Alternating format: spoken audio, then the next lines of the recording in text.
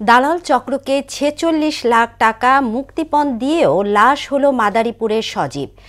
পরিবারকে ভিডিও কলে রেখে লিবিয়া দালাল চক্র নির্যাতন চালাতো তার উপর। লাশ দ্রুত দেশে আনা সহ দালাল চক্রের বিচার দাবি পরিবারের।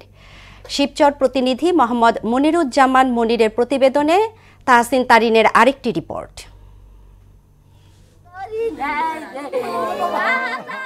অবৈধ পথে ইতালি যেতে লাশ হলো মাদারীপুরের শিবচর উপজেলার বাগমারা গ্রামের সজীব সর্দার। নিজ এলাকার দালাল বোরহান ব্যাপারী ১৫ লাখ টাকায় সজীব ও রাকিবকে ইতালির কথা বলে লিবিয়ায় পাঠিয়ে আরেক দালালের কাছে বিক্রি করে দেয়। সেখানেই তারা আটকে যায় কথিত মাফিয়া চক্রের বন্দিশালায়। পরিবারকে ভিডিও কলে রেখে নির্যাতনের দৃশ্য দেখিয়ে দালাল চক্র কয়েক দফায় প্রায় ১/২ কোটি টাকা নিয়েছে, কিন্তু অতিরিক্ত নির্যাতনের কারণে শেষ পর্যন্ত সজীবের মৃত্যু হয়। এমন খবরে পরিবারের কান্না যেন থামছেই না। আমার ছেলেদের দিছি বোরহান দালাল কাছে, এখন সে লিবিয়া নেওয়ার পর বেঁচতে লেছে। ফোন দিয়ে ভিডিও করে দেখাই যে মারতাছি, টাকা দিবি না মারবো তোর বাইরে। আমার পুরো দুনিয়া বিদায় করছে, আমার টাকা নিয়ে গেছে। আমি বিচার চাই বোরহানের।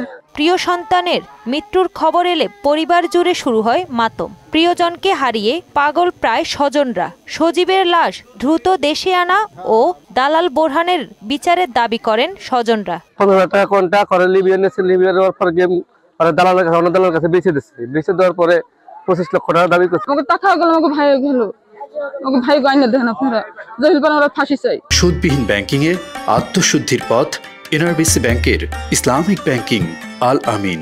শিবচর থানার ওসি বলেন, দালালের নাম ঠিকানা তাদের কাছে আছে। পরিবার থেকে অভিযোগ পেলে সর্বোচ্চ ব্যবস্থা নেওয়া হবে।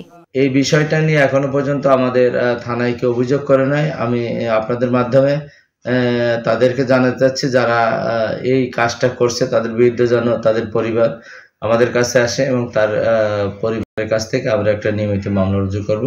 আর আইনগত ব্যবস্থা যে সর্বোচ্চ করার দরকার আমরা এটা করব। প্রিয়জনের জন্য পরিবারের এমন কান্নার দৃশ্য আর যেন না দেখতে হয়, তাই সবাইকে সচেতন থাকতে হবে। তাহসিন তারিন, মোহনা সংবাদ।